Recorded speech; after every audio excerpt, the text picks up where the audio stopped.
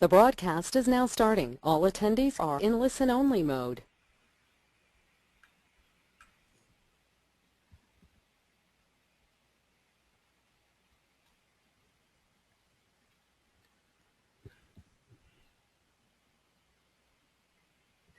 So hello everybody, my name's Alex, and I'm actually going to be presenting to you the new features of 2012.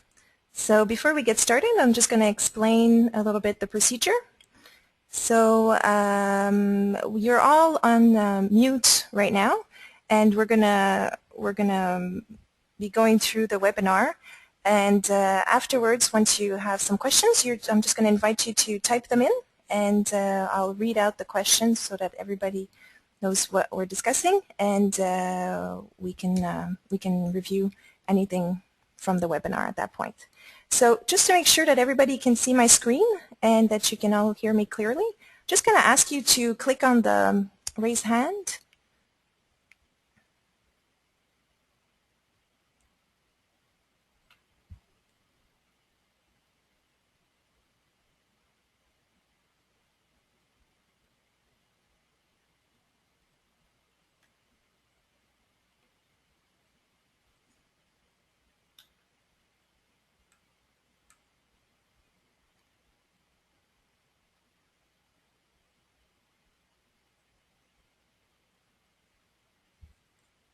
Okay, I can see that some of you still haven't clicked on that, so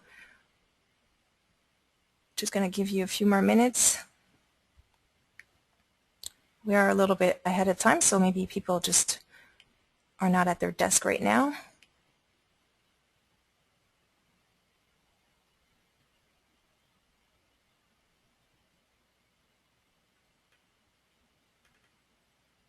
Okay, I'm just going to repeat that just in case anybody just joined us now. So again, my name is Alex, and I'm going to be presenting to you today the new features of, well, some of the new features of 2012. And what I was saying is that we are going to be, only functioning in a mute setting, so that if you have any questions, just to type them in, and I'm going to read them out for everybody at the end of the webinar. And we can address whatever's been, overlooked or what needs to be cleared up. And the other thing is I'm just going to have you click again on the raise your hand so that I know that you can see the screen and that you can hear me clearly.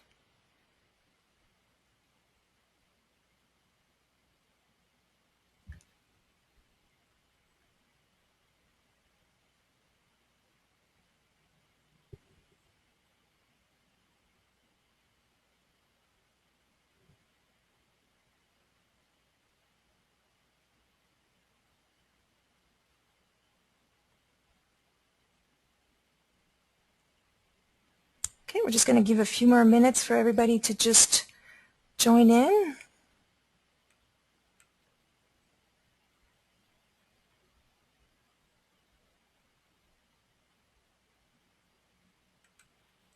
Colin, I'm sorry, I see that you didn't click on the raise your hand, so I just want to make sure, double check with you that you can see my screen and you can hear me correctly.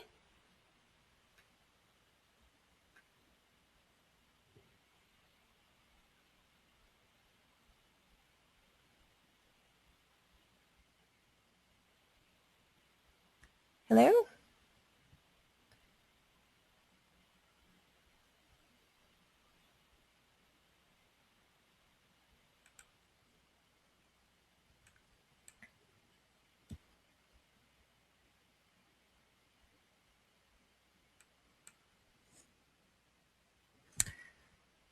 Okay, well, it seems like everybody's gotten their issues worked out, so I'm going to go ahead and get started.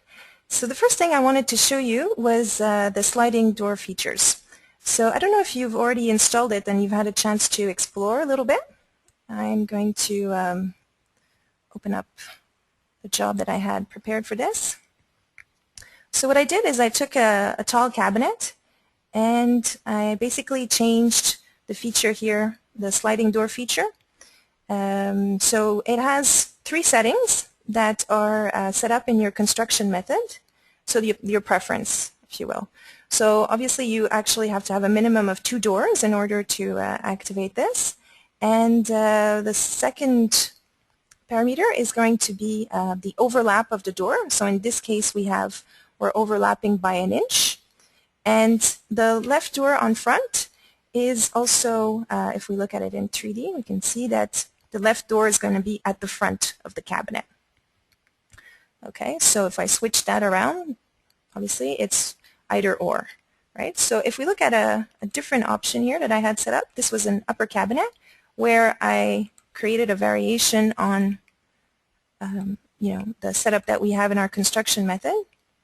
So in the section view, I'm simply change this to 3 doors, and I'm still overlapping by 1 inch. And in this case, I decided that both back doors would be both doors on the side of the cabinet would be at the back, and the center one would be swiveling back and forth. So if we look at this in 3D, that's what it looks like. So this is for the functionality. Also, we have to just note that if I just go back here to the job section, there's a preference that we set up in our hardware, which is the slide type. Okay, so again, we can set up as many as we like depending on what type of hardware you're going to be using or not. So in this case, we created 2, which was one with a slot and one with hanging. So this is going to actually set up the operations, and we can maybe have a look at that right now.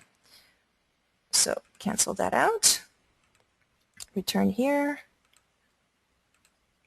close this out. So in our materials section, we're going to see here that we have a new folder that's it's called slides. So here I set up 2 types of slides, but again we can set up as many as we like. So the basic setting that the first choice that you have is whether or not it's a slot, or if you have a hanging rail that's going to be fixing the door to the top or the bottom, and you actually have to choose here the type of mounting, whether it be at top, bottom, or both. So if I were to choose to start off with the slot, I see here the options that I have, the setup that I have. And I just prepared something here in a PDF format which describes maybe a little bit better how those operations are set up. So if I look at our first section here, it applies for both the slot and the hanging rail. So the door. So the specifications for the door are going to be the inset from the face. So the inset from the face means this is the side of my cabinet, and for in this case we're inset by 1/4. Okay, from the face, from the frame. So that's the first parameter to set in, and then the gap that I'm going to have in between the 2 doors is going to be set up in this section here. So depending on what type of door it is or the size of the door, this is going to vary, but the space in between the 2 doors will stay at this value. And then after that you have the gap from the top and the bottom of the door. So those, like I said, need to be set up for both types of slides. And then if you're using a slot, you're going to have these options to set up. So the depth of the operation and the width, and the same thing that applies on the door and on the cabinet are going to be set up in the slot section. Then after that, if you had chosen a hanging type of door, like something that you could probably purchase at Richelieu or somewhere else, obviously you're going to have some specs that are going to come with that, and you're going to apply in accordance to those. So if I look at the rail, the first parameter that I'm going to have is the distance for the first hole. So if we're looking at this section here, this is the side of your gable. So it's the space between the side of your gable and your first hole, the center of your first hole operation. And then the second parameter is going to be the actual spacing that you're allocating in between each hold. And next would be the depth, obviously, and the diameter of the operation. And finally, you're going to choose the position of the rail in accordance to the back of the door at this point. So it's gonna calculate from the door to the front in your first parameter, and now from the back of the door to the center of that rail is going to be this section here. And then moving on, again for the hanging type, you're going to have these two parameters that are going to be set up for your plates. So if we were to open up this section here, the operations are for a maximum of 5 holes. So if your plate only has 2 holes, then you just simply leave the rest of it at 0 and no operations will be done. So the position from the distance from the side of your door to the center point is what you're going to set up here, and the actual position of the operations, X, Y, diameter, and depth are also going to be in this section.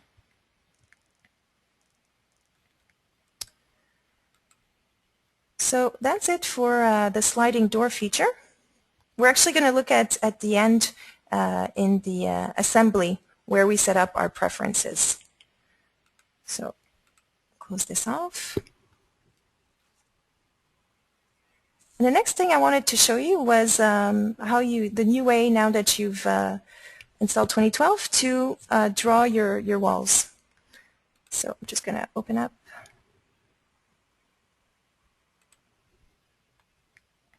this section here. Maybe just create a grid.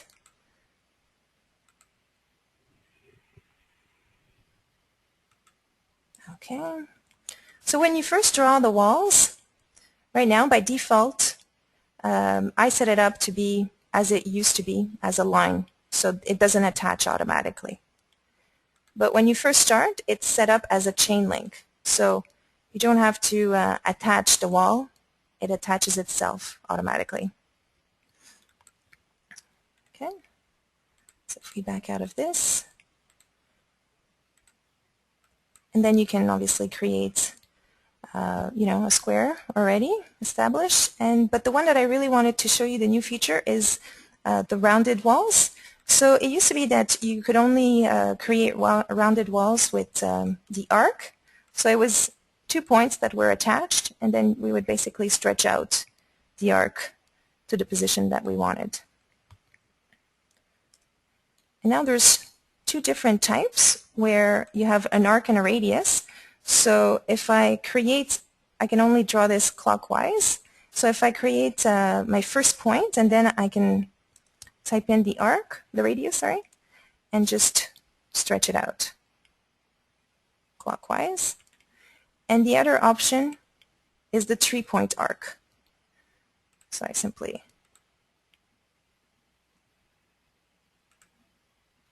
all right. Along the same, oops, sorry about that.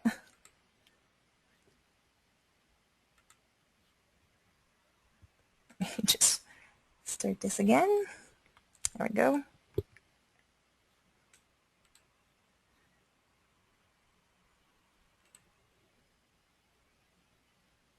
Okay, so what I was saying is along the same idea, we also have a new feature in the edit shape. So let's say, again, I had a curved cabinet, and for some reason I wanted to change the constraints that I had on this cabinet. I can remove all of my constraints to here. So remove all constraints. I'm going to keep the same shape, but at that point I'll be able to set up new constraints, whether it be fixing a point or a dimension or whatever.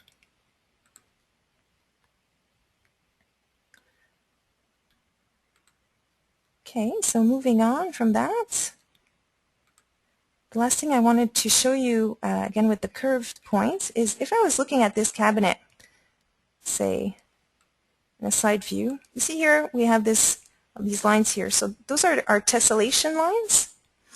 So in order to change the let's say if I wanted to clean up a little bit the drawing and just show the curve without these tessellations, the first feature I have is in the preference. I'll go to the detail, and I set it up as low tessellation right now, but I can also completely remove it, and that's going to be in your layers property. So if I go to the layers property right here, and I go to the advanced, I have here the possibility to show or not the tessellation. So right now I'm just going to unclick that so that we can see what I was talking about.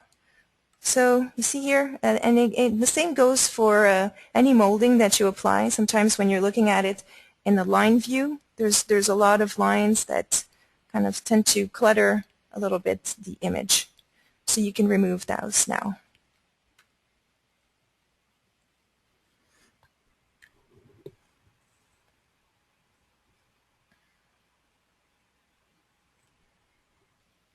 Okay, the next thing that I wanted to show you, and I'm just going to switch over to a new room here, is how to apply operations onto a part. So let's say you had a cabinet with a Lazy Susan in it, for instance, and you'd want to save some operations onto this cabinet.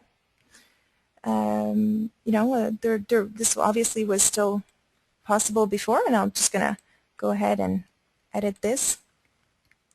And you can still do, use the same wizard that was available before. So you would choose, the side of the operations we're going to be on, the type of operation it was, and, establish the width, the length, the depth, so on, and the position. And finally, you could restrain it to a specific tool. So now, the new way, if you want, you have a new folder here that's called CAM. So if I click here, I have a view, again, of the side of the operations that I want to use, whether it be on an edge or, let's say here again, we're going to choose the back. So I choose this, and then afterwards I can draw my operations directly onto the part. So if you, for instance, would want to create yourself some reference points, there's two layers here that you can pick from. So if I use the construction layer, I can see that these operations here have been grayed out and they're not available anymore, because the construction layer is really only there to, give reference points, so that when you're creating your operations on the CAM layer, you're attaching to something here. So basically, if I go back to my CAM section, and let's say I would want to choose to add some line boring, click on line boring, I can change, all these features here. So the depth, the spacing, the clearance, the diameter, sorry, the position, the tool, well, in this case, usually recommend to leave it at auto select. And I just simply place it wherever, the direction that I want, the position that I want. You can always edit once you've created. If it's not exactly where you would want it to be positioned, you can move those. So let's say I would, could reconsider the tool that's going to be used, and so on. So all these features can be changed. You can also add formulas in here. So let's say I would want to, position the Y position in accordance to the size of the part, and this is just as it was before. So just add, equation and whatever, however you want to reference the start of this operation. Okay, so if we go on to the other features that you have, so there's the hole, the dados, IntelliJoints. Obviously, those have to be set up in the IntelliJoint section. And then here, these lines, arcs, circles, polylines, squares, all of those refer to your route tools.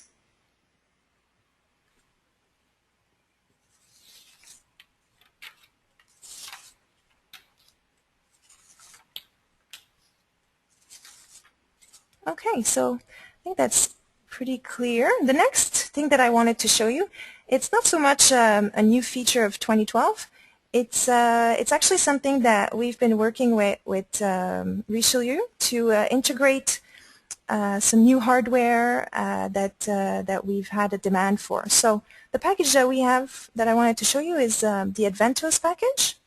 So I'm actually going to close this here. And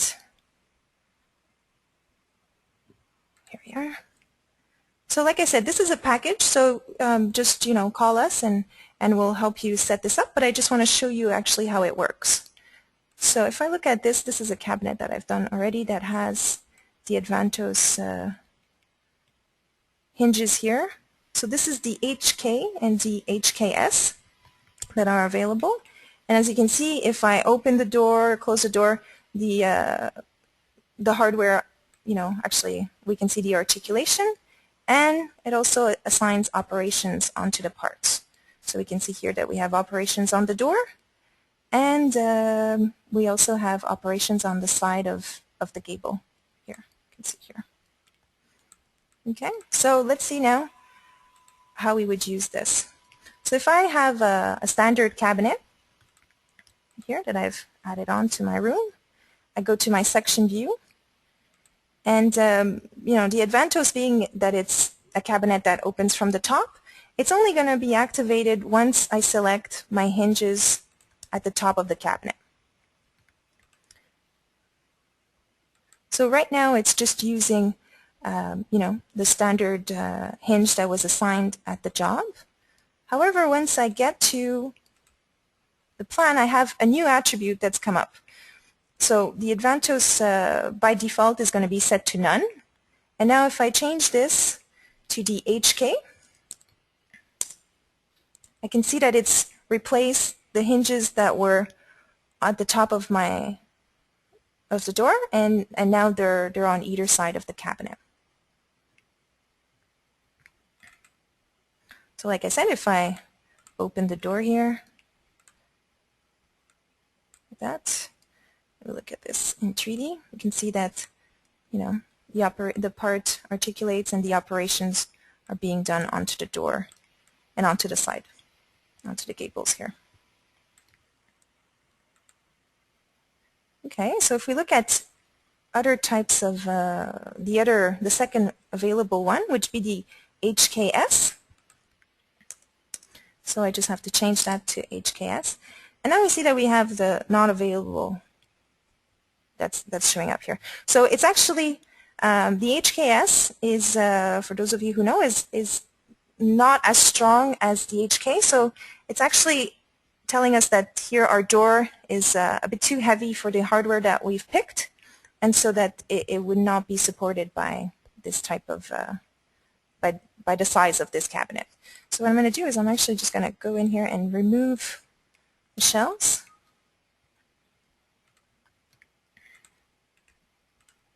Move this, and we're going to reduce the size of the cabinet. I'm going to make this a 15 in height. And so now we see that it has replaced our hardware. And there we are. So you can see there's different operations, only 2 at this point, and on the gable as well.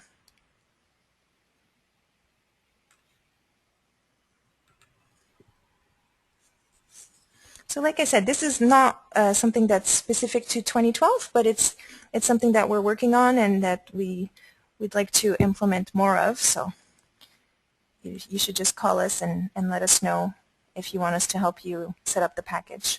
The last one that I've skipped over here is the piston. So the piston is not actually part of the Adventos group, but we put it in here because it is handy to be able to still keep the same hardware, but just have a support at this point to support the sides of the door. So if I change this to piston,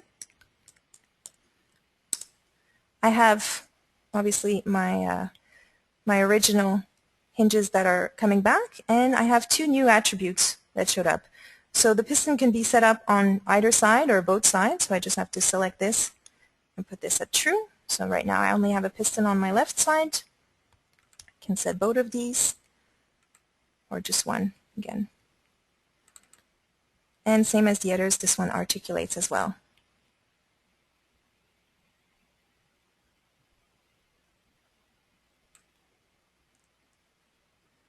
Okay. So moving on from this, we're actually going to go to the S2M and see the new features in the S2M.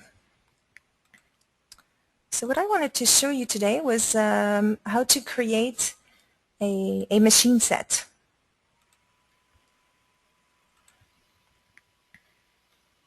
Okay, so if we go into the S2M,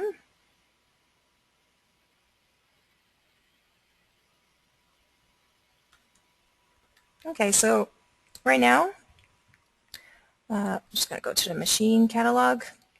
So obviously you still have to set up your machines the same way with your configurations. The new feature now is that you can create a machine set, which would be if I create a new machine, I have this new option here, machine set. So I click on that, and we can just open up. So this one would be the mirrorless, and I have a BSC here. So if I look at let's look at the BSC first.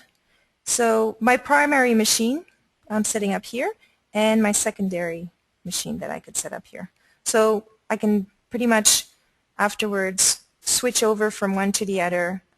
You can also filter parts. So if we look at, that's actually what was done for the mirrorless type of machine. So you have a filter that you can add on. So in this case, we were filtering out side cables. So in order to, it's actually in the original way that you were filtering. So if we were just to run through this here, so if I choose my parts, so I'm going to choose to filter the left and the right, I can save this. So you rename it, save it, and now it becomes something that's available in your machine, so that you can, in your machine set actually, so you can filter out some parts or not. Okay. Also, another little important information, you can add a tag onto your labels. So depending on which machine it is, it'll actually show up on your label, either to label it or the standard labels. So if we close this here, the next thing I wanted to show you was how to create a tool set. So again, that's not necessarily new.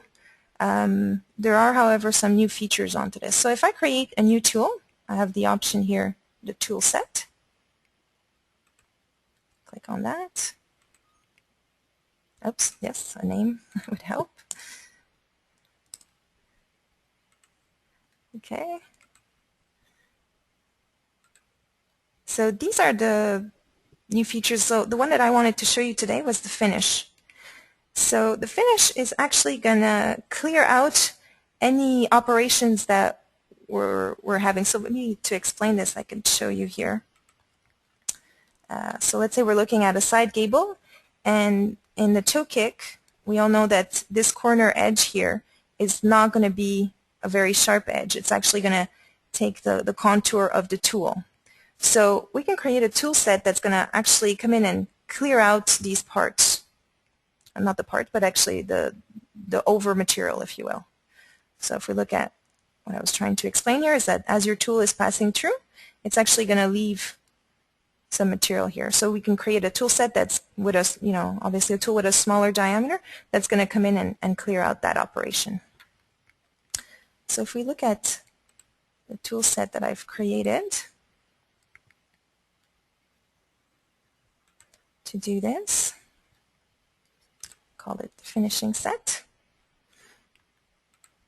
So it's actually using my half-inch contour tool. So it'll first do a first pass with the half-inch, and then whatever radius that I've specified is going to come in and clear it out with my quarter-inch tool.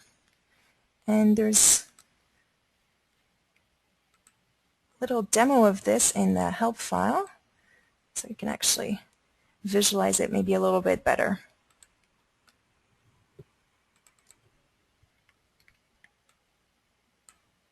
This a bit bigger.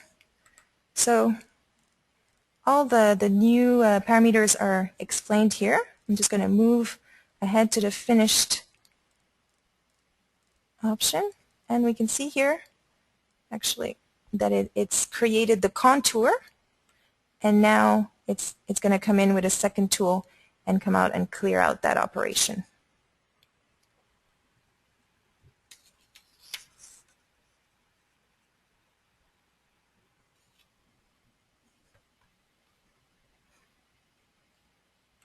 Pretty sure everybody saw that, but just so we can see it from the start.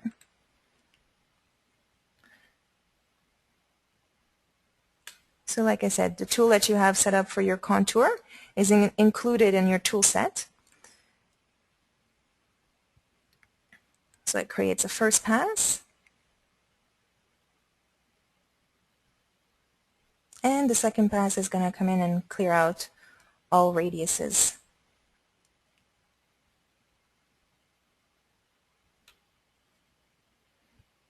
All right. So moving on, I'm just going to close this off.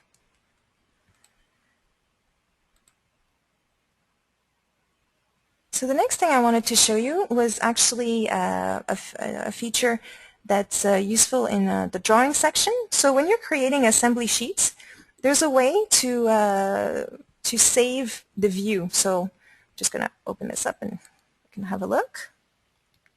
So if I look at this cabinet here in 3D, if I were to position it in a certain way and want to have this view, this exact view for this cabinet show up in my assembly sheet, I simply save. So I save the view. So the 3D view now, I won't have to, I don't know if you've tried this, but before you had to set it up in your drawing assembly. So if we look here, now it's actually saved that view, but it's specific to this cabinet.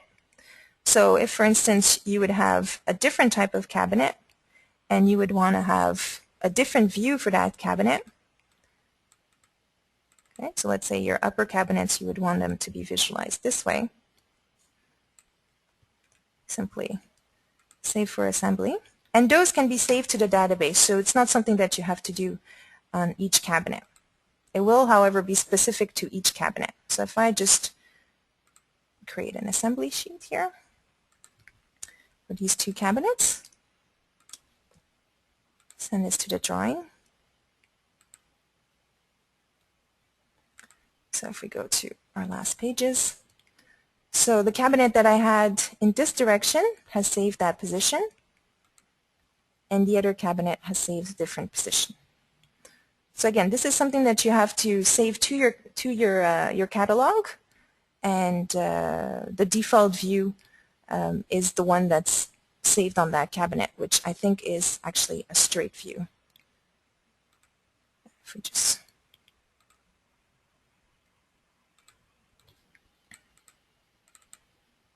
so right now it's saved this way by default. So if I save this cabinet,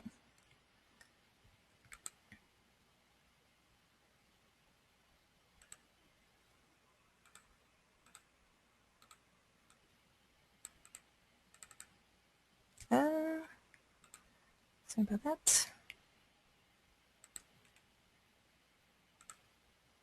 Just going to make sure I have it.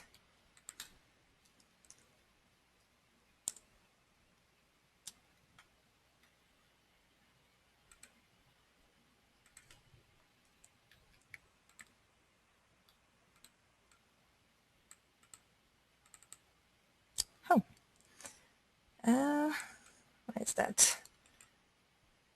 Save for assembly. There we go.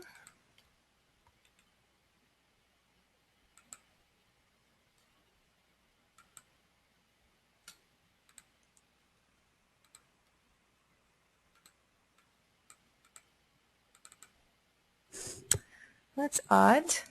Okay, well, it's supposed to work. Let me just see, because I know that I prepared one before for the base cabinet. So this was my standard base.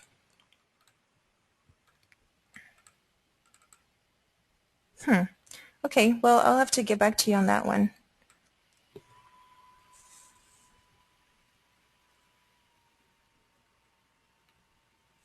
Okay, so lastly what I wanted to show you was the changes that were made to, let's just go ahead and close this here, to the assembly. Well, not the changes, but the new features of the assembly. So the first one is going to be in our operations section. Okay, so if I go to my line boring,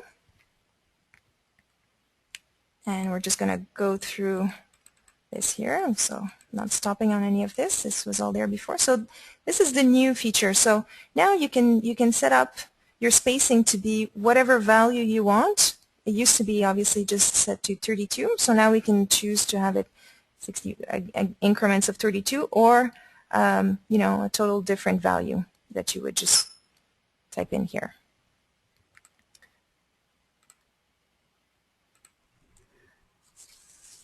Okay, the second one that I wanted to show you,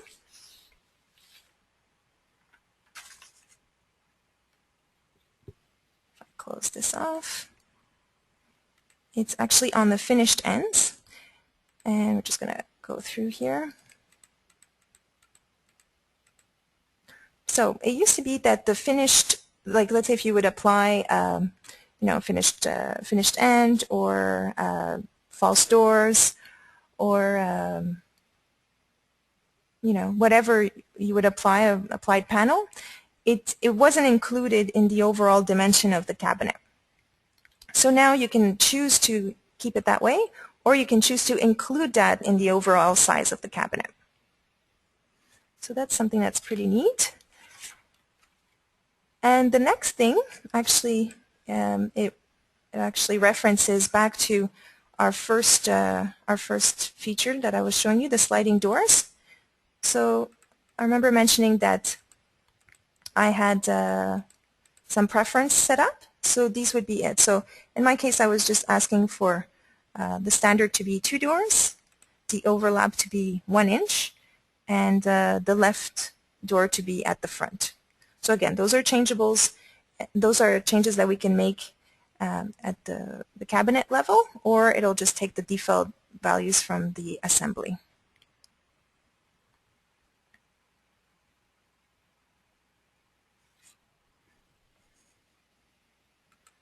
Okay, and the last feature that I wanted to show you was actually on the face frame. Okay, so along the same idea as the first option that I showed you, that you know the false doors were included or not in the overall size of the cabinet, we have the same idea for the frame. So it used to be that the frame was always included into the size of the cabinet. So now you can exclude it, so that if you have, you know, your standards are at 23 and a half or whatever, it would include the frame in that size. So now you can exclude it, so it would be still a 23 standard cabinet with the facing added onto it.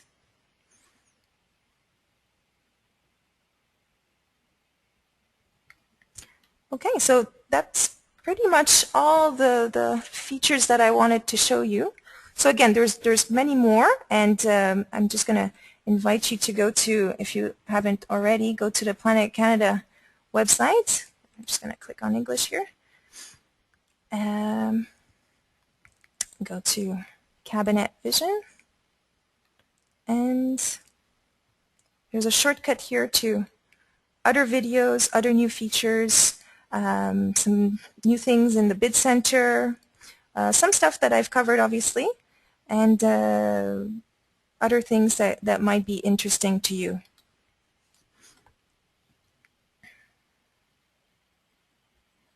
I'm just going to have a look here and see if anybody has any questions. And like I said, so I'm going to be reading those aloud, and you know, trying to get an idea of what we wanted to, what the person would like some clarifications on.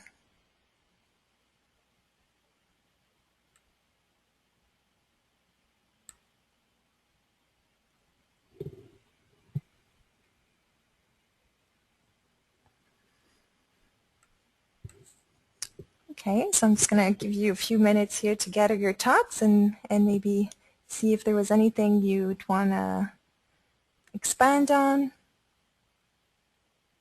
Oh, okay, here we go. So Paula has a question. So Paula's question is how to create high gloss doors. So actually, oh, I forgot to mention, so what we're going to do is really just cover what we've seen today. So Paula, if you want to, call us in and review that with us, we'll be happy to. But for today, I'm just going to, or for now actually, I'm just going to take questions on what we covered, the new features here.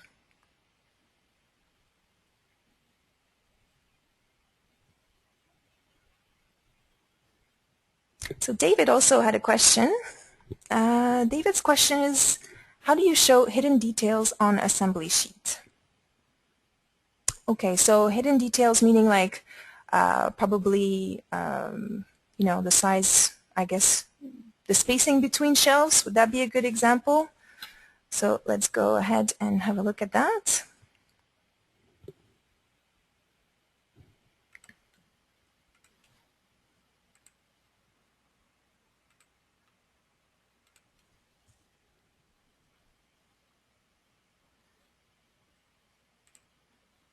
Okay, so if I go into my drawing section and I select the drawing library, so I have to choose the type.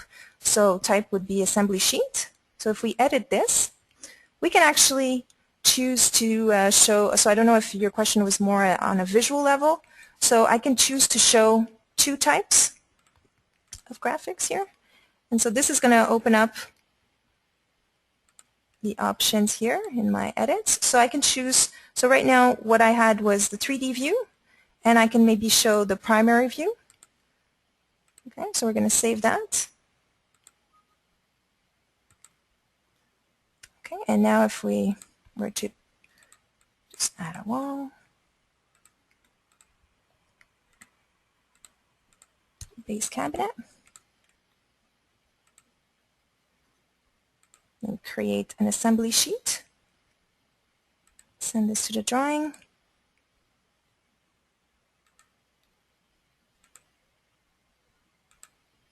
Okay, so now I think maybe this is what you were looking for, more details.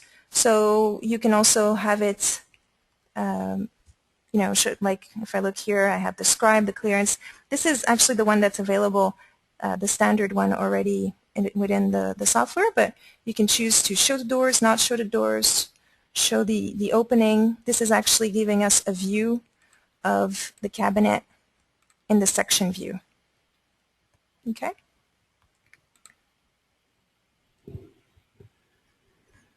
All right, so we can move on to a next question.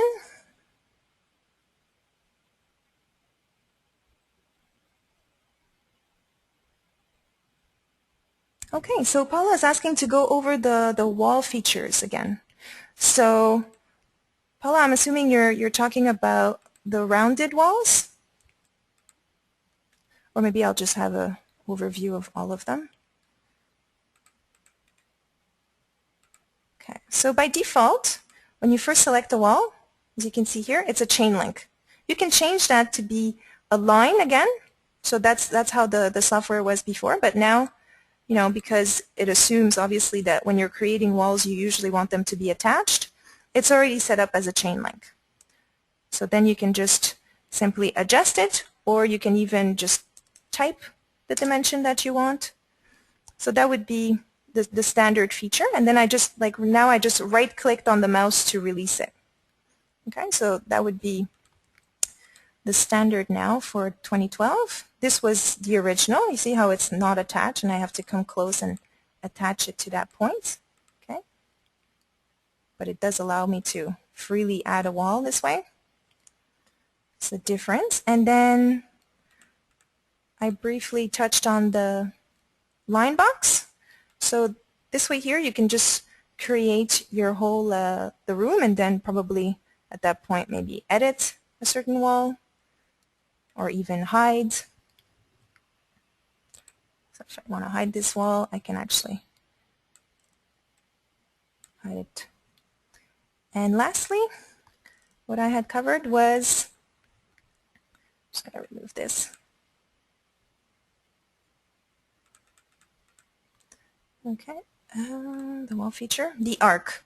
So the arc, what I was saying is that it used to be that you had to have that you only had this option when creating an arced wall. So you would click on both points, like the starting point and the end point, and then with your mouse you would just stretch out whichever way that you wanted your arc to go to. Okay, so couldn't really control the radius or the position of the radius. So now you have two different features that are the arc by arc. So if I click my first point here, I can actually determine the radius. And this is, you can only draw the walls, just so that you know, when you're creating your first point, you can only draw them in clockwise direction. All right, so that would be my arc. And then secondly, or thirdly I should say, you have the 3-point arc. And I'm just going to create a grid so we can see. So right here, my next point could be somewhere here, and now my arc is determined that way.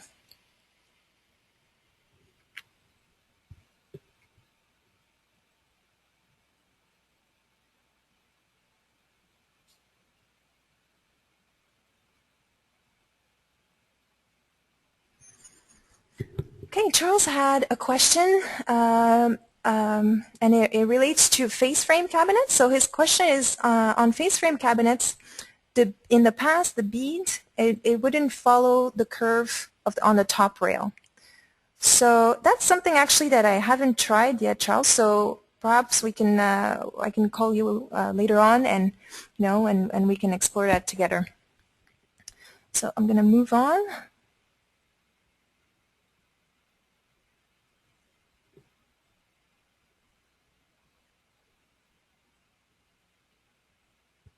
Okay, so Drew also had a question, and his question related to what I had shown about, and we're just going to create a cabinet here.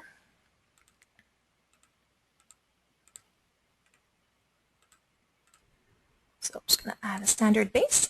So his question was in relation to the cam section. So if I were to just click this part here, edit, and get in my cam view.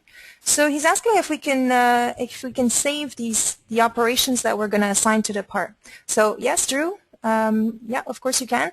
So you can, like I was saying here, you can. We're just going to add some operations.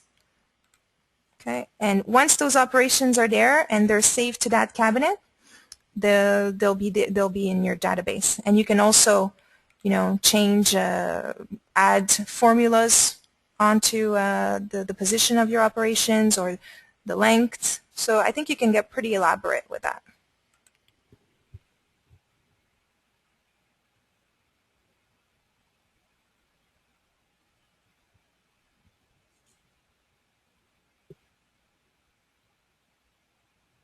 So Paula had another question about the new features on the bid center. And yes, there's a new feature. And I don't exactly have it set up right now, but if you'd like to go to the Planet Canada website later on, oops, sorry, not here. I believe it's the first one that's demonstrated. It's there's not that much that's new, so there's also other topics that are covered in this little demo, but it will tell you what the new feature is in the bid center.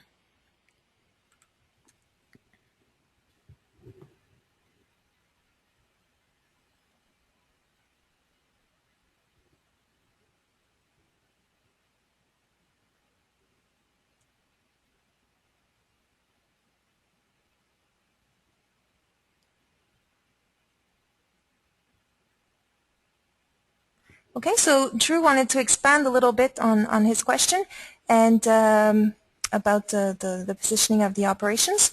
So so he's saying not just the cabinet. He would like to be able to apply this through a type. So yes, you're right. At that point, it would be an IntelliJoint. the new feature here is really the ease with which you can apply operations, right? Because you had to go through the wizard beforehand. So that's more along those lines, but it's really specific to that part and specific to that cabinet.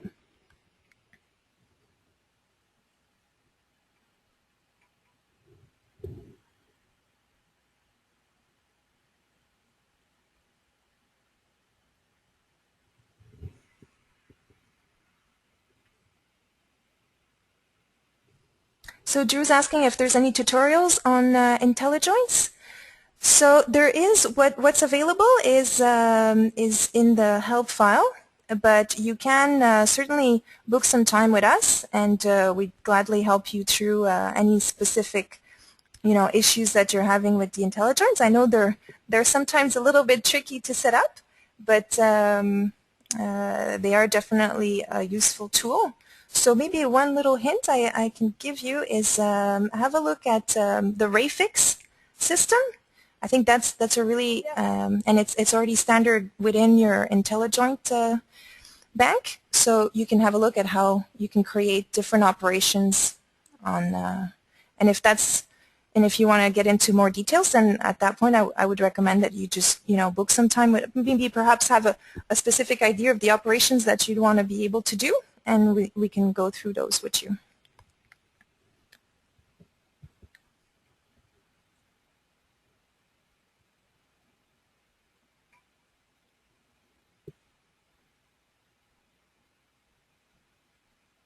Okay, so Darcy had a question about toe kicks. So for the operations section, if you would like to alter the size of the toe kick, can it be done easily? So that's actually something that was available beforehand, but it's actually in your assembly. So if we go to your construction, and actually my construction doesn't exactly have toe kicks right now, but you would just have to go through this section here and you can alter the size of that toe kick. So what I would say is if you have different sizes, perhaps you could create yourself different construction methods and be able to change from one to the other.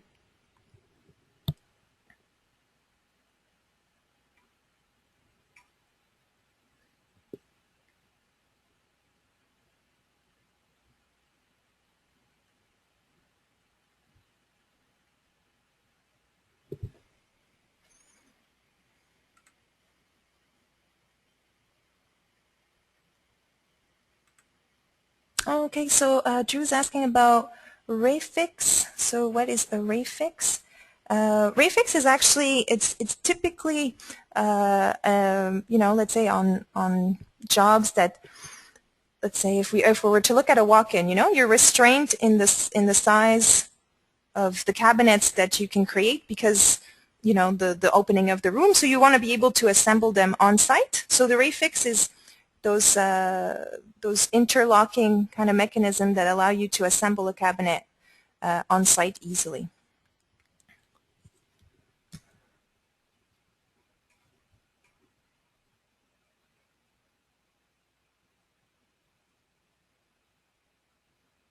So Charles, I think I answered that. Maybe your question was asked a bit before. So he's asking if there's more online training. So I know that you should keep an eye out. This is definitely, this is my personal first webinar, but we are looking to expand on this and make this available to you. So you can obviously take some private one-on-one time, or keep an eye out for the webinars that are going to be available. Actually, in the beginning of January, I think we're already starting on that. But Andriane would be probably the best person to ask for that on what the topics are, and but she'll gladly give you a list of the itinerary.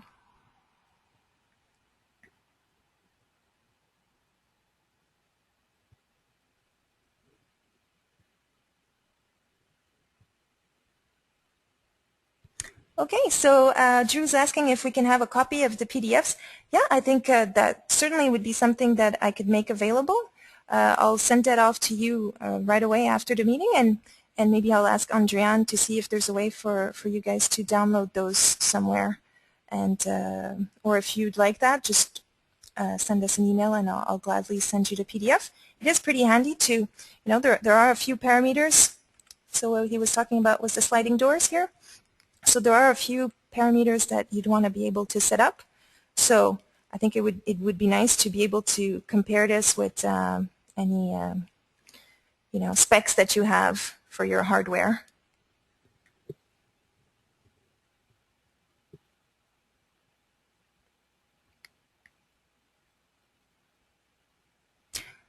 Okay, so Brian is asking, how can you number cabinets and show them on the drawing assembly sheet? Okay, so, well, I mean, it's not a new feature, but I can definitely show you that.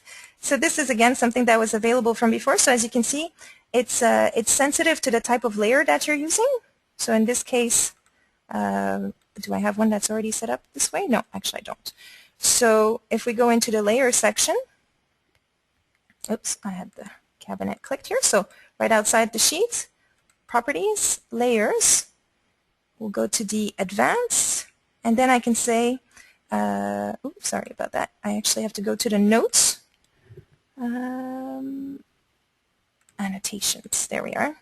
So you can choose to, right now I only had it set up to show the number of the wall, so that's right there.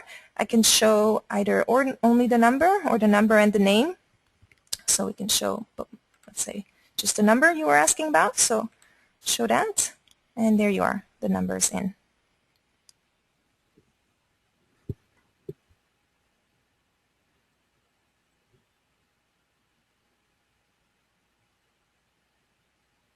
Oh, sorry, I didn't go to the end of the question. It was actually on the assembly sheet.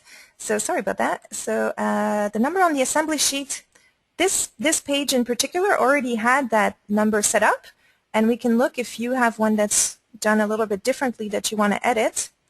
So it's actually, you just have to add the cab number. So when you're adding notes to your assembly sheet, you just click here on the text, okay? And if I click on the points here that you see, these are all the features that are available. So if I want to add, let's say, the number in this case, I'll add this little tag here. And then if I want to add the name, the height, basically anything that's available in here. You can also have specifications about the room, about the material at the job level. It's pretty extensive what you can have show up on your assembly sheet.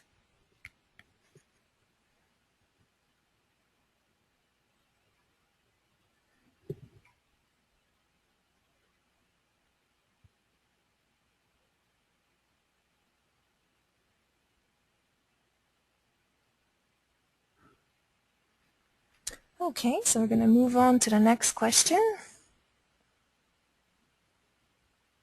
So Darcy is asking if we're going to be recording the webinars. So like I said, this is still something that's quite new for us.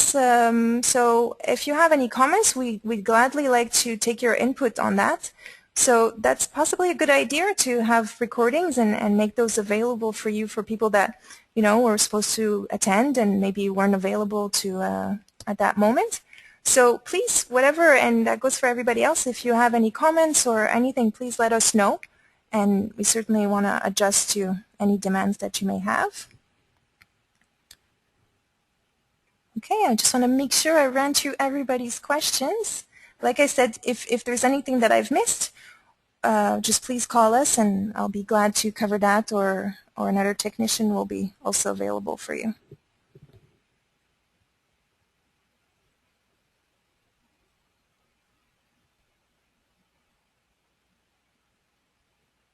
Okay, so Greg had, I think this is the last question. He had, his question was, if you have a master construction method, right, and several different variations, different toe kicks, heights, can you make a change? Can you make a change that will alter several different construction methods? So if you're looking at altering different construction methods, I have an intuition that you're going to have to go through a UCS at that point. But we'd have to see the specifics of what you want to do. So maybe if you want to call us and we can look at that more in depth with you.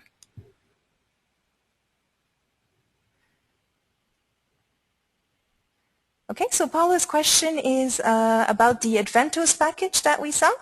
So that's something that we're working on right now together with Richelieu. So those are available to everybody that has the support. So Paula, you should just call into the support line and just ask to have the Adventos package, because there's a little bit of, a few parameters that need to be adjusted with you, like, to make sure that the operations are done to the proper positioning, and there are a few parts that are going to be imported with that package. So just to make sure that it works out for everybody, that's how we're doing it right now. I believe, however, that there might be something available on eSupport directly. I would have to double check on that. But if you'd want a quick response on that, I guess the easiest thing would be to just call into the to the technical support line.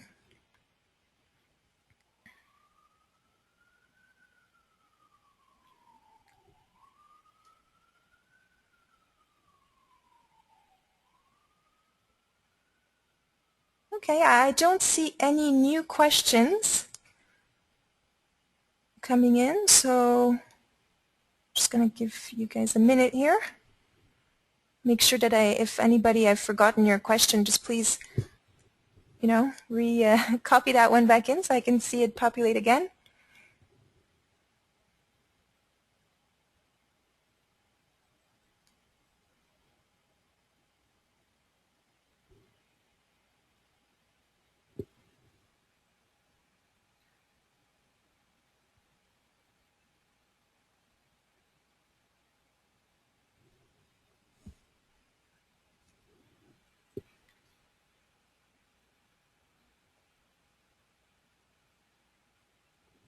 Oh, Dale, yes, I did overlook your questions. You had asked this before. So how do you change the angle of a wall and maintain the connection to another wall?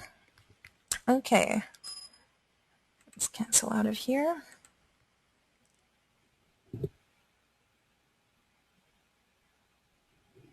Okay, so let's say I was using the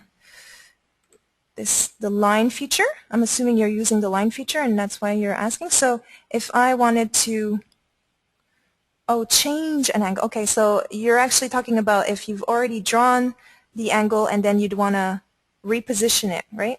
So I'm going to go ahead and put that like, oops, sorry, not the length. Change this to, let's say, minus 45. So that would be one way to have a specific angle set up. And you're actually asking if you would want to change the angle and maintain the original position. So let's say I would change this to, I don't know, 48. I guess you just type that in. I know what you're talking about, though, that in a prior version, the original wall would actually shift and the angle would stay. So I believe that that's been adjusted now. So maybe just...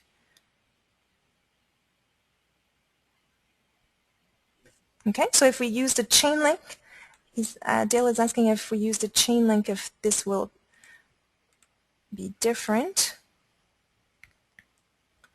So if I were to, again, let's say put this at a minus 45, and now I right-click to release that, and now I'm going to select that wall, and I'm going to actually ask this to be, let's say, minus 90.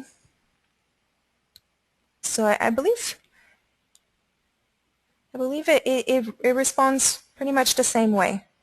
So, but like I said, I do know what you're talking about. It used to be that this wall would have shifted and the angle would have been maintained.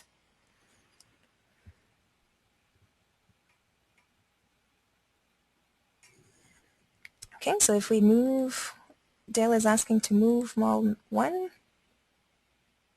Okay, and it disconnects from wall 2. So, yes. Yeah. Maybe we'd have to see in which scenario this is something that you're trying to correct, because I don't really understand. You can always I know that you can reconnect, so I don't know if this is, but the wall would have to be pretty close in order to. It's let's say if you would have two detached walls and you wanted to connect them. So by default, this shows up here. So, but I'm not sure that's really what you're talking about. So maybe we should look at this together once you're, I can actually hear you and maybe understand better what your question is.